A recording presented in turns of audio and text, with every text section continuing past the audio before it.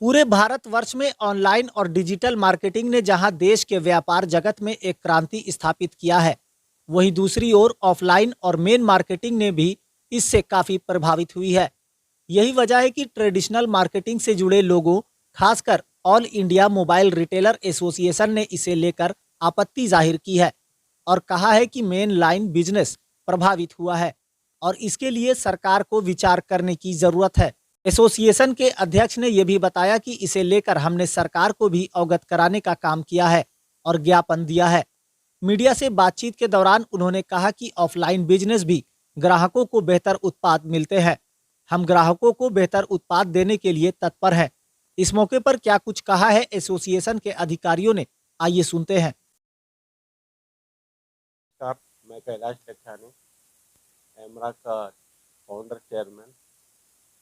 यहाँ हम लोग हमारे जो स्टेट के लीडर्स हैं उनके साथ हम चर्चा करने के लिए आए हैं और जो भी रिटेल के अंदर ग्राउंड में चैलेंजेस हैं उसके लिए हम लोग डिस्कस करके आगे सरकार को जो भी ज्ञापन देना है या ब्यूरोक्रेट्स, जीएसटी कमिश्नर, उनको जो भी हमारी परेशानी है उसके बारे में उनको बताना है। और ब्रांड के साथ हम लोगों ने कल और आज मीटिंग की है जहाँ हमने बहुत सारे चैलेंजेस उनके साथ डिस्कस किए हैं और आने वाली अपॉर्चुनिटी के लिए हमने उनसे संवाद किया है और हम लोग यहाँ पे मिलके उस चीज़ को आगे लेके जा रहे हैं। चैलेंजेस हैं, आज यहाँ पर ग्रे मार्केट बहुत ज़्यादा डेवलप हो गया है। कुछ चाइनीज़ ब्रांड हैं जैसे IQ, पोको, मोटरोला, वो सिर्फ ऑनलाइन में ही स्टॉक देते हैं और वहाँ से वो माल हॉकर्स के थ्रू ग्रे मार्केट में आता है और छोटे छोटे रिटेलर उसको खरीद के बेच रहे हैं। तो हमने ब्रांड को चिट्ठी लिखी है।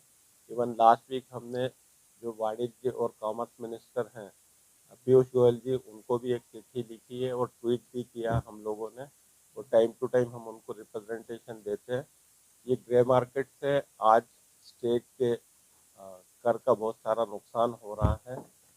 उस चैलेंज के लिए हमने ब्रांड के साथ मीटिंग की है कि आप चैनल के थ्रू, डिस्ट्रीब्यूटर के थ्रू हम लोगों को सप्लाई कीजिए ताकि रिटेलर वो माल बेचे और टैक्स भरे।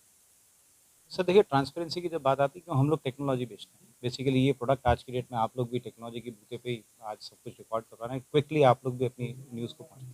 तो उस टेक्नोलॉजी को अलाइन करने के लिए ट्रांसपेरेंसी तो अनडाउटेडली ज़रूरत है, बिकॉज टॉप टू बॉटम जब डिस्ट्रीब्यूशन नेटवर्क चलता है, हमारे दो बेसिक चैलेंजेस हैं। एक सबसे बड़ा चैलेंज है कि साहब ऑनलाइन बाजार ने आकर के हमारे पूरे मार्केट को खराब किया, टेक्नोलॉजी ने आकर के उसको गलत डायरेक्शन दी।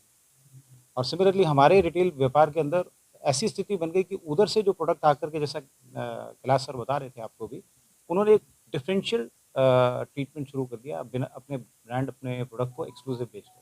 तो एक थर्ड वेव चल गया जिसको अपन बोलते हैं हॉकर बिजनेस। हॉकर बिजनेस कुछ भी नहीं है, ऑनलाइन या डिफरेंट तरीके से प्रोडक्ट लेकर के आते हैं, उसका राजस्व के ऊपर डेंट देते हैं और प्रोडक्ट लेकर के रिटेल में चला जाता है। होता क्या है कि कंज्यूमर को क्या फैक्चुअली वो चीज़ मिल रही है, नहीं मिल रही है, उसके ऊपर बड़ा चैलेंज है। तो हमने ब्रांड्स के साथ ये डिस्कशन किया है और सब ब्रांड्स ने हमारे को पारदर्शिता के लिए टूल्स देना शुरू किया। वी आर प्राउड टू से देयर आर ब्रांड्स जो हम लोगों को टूल्स देते हैं। सैमसंग देता है, टॉप टू बॉटम देता है।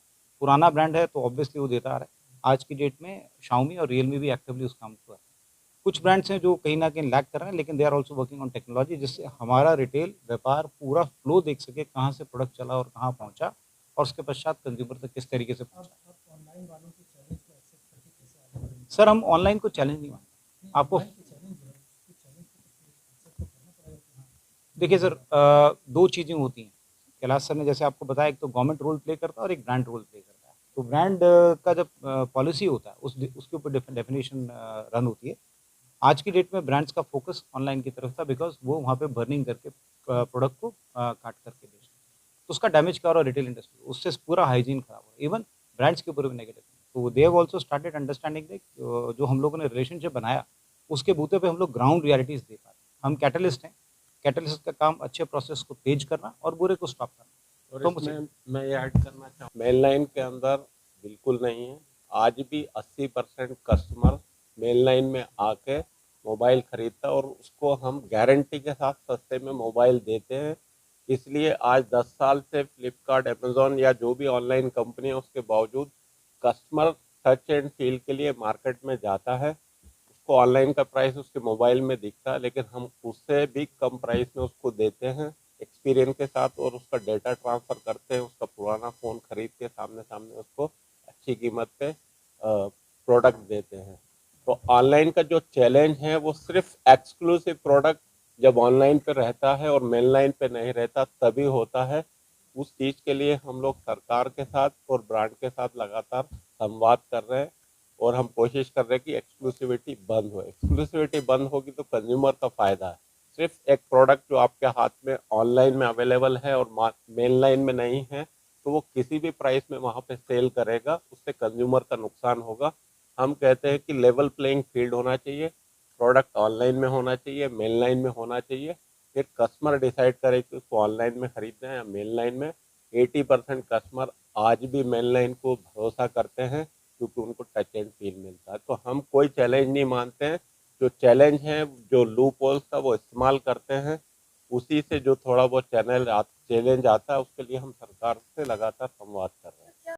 प्रोडक्ट प्लेटफॉर्म के थ्रू बिकता है जहाँ पे कोई भी जाके अपने आप को रजिस्टर करके बेच सकता है। तो जो काउंटरफिट प्रोडक्ट या सेकंड हैंड में खरीद के रिफर्बिश करके भी फ़ोन वहाँ पे बेचते हैं, और टाइम टू टाइम मीडिया में भी हमने देखा कि उस तरह के प्रोडक्ट कस्टमर खरीद के फिर कंप्लेंट करता। आज कंज्यूमर अफेयर मिनिस्ट्री में भी हज़ारों ऐसी कंप्लेंट हैं जहां ऑनलाइन से प्रोडक्ट खरीदा और वो या तो काउंटरफिट था या रिफर्बिश था। सिर्फ उसने देखा कि ये सस्ता है, एक जो भ्रम बना हुआ है कि ऑनलाइन सस्ता देता है, उस चक्कर में आज कंज्यूमर वहां से नुकसान में प्रोडक्ट खरीद रहा, फिर उसको सर्विस भी नहीं मिलती है। आज हमारे एक ब्रांड के साथ मीटिंग हो रही थी, उनको हमने बताया कि ये प्रोडक्ट आपका सस्ता है, तो उन्होंने बोला कि आप नीचे जाइए और छोटे अक्षर में कहीं लिखा रहता है कि इसकी कोई वारंटी नहीं मिलेगी। जो कस्टमर देख नहीं पाता और सस्ते के चक्कर में वहाँ से खरीद के वो परेशान होता है। इसीलिए हम कह रहे हैं, दावे के साथ कह रहे हैं, आप मार्केट में जाके देखिए 80% कस्टमर आज भी मेनलाइन मार्केट से प्रोडक्ट खरीदता है। बेसिकली आज हमारे नेशनल चेयरमैन और नेशनल जनरल सेक्रेटरी आज हमारे स्टेट में आए हुए हैं, क्योंकि चैलेंजेस दिन प्रतिदिन बढ़ रही है। ऑनलाइन में जो स्कैम्स हो रहा है या कंज्यूमर तक जो परेशानी आ रही है, और हम लोग हर एक डिस्ट्रिक्ट वाइज अपने लीडर्स अपॉइंट करके डिस्ट्रिक्ट को भी अलाइन करके हम लोग बेटर तरीके से मेनलाइन को प्लेसमेंट कर रहे हैं। ये हमारा होने का एक ही रीज़न है कि जो भी परेशानियाँ आ रही है ट्रेड में, कंज्यूमर हमारे 80% अभी भी ट्रेड को बिलीव करते हैं और हमारे ट्रेड में आते हैं मेन लाइन में। बट चैलेंजेस हमारा जो भी है उसको हम लोग अच्छे से सर्व करके रिटेल तक पहुंचा रहे हैं। कंज्यूमर तक ये बताना चाह रहे हैं कि जो भी आप कर ले रहे हो या आप कैसे भी एक्सपीरियंस नहीं कर पा रहे हो, तो आप मेन लाइन रिटेल्स में आके अच्छे से एक्सपीरियंस करके अपने प्रोडक्ट को परचेज कर सकते हो। इधर देखिए, और हम एक डेलीगेशन लेके जाएंगे, और एक जो फाइनेंस मिनिस्टर है उनके पास भी एक डेलीगेशन लेके जाएंगे, जहाँ पे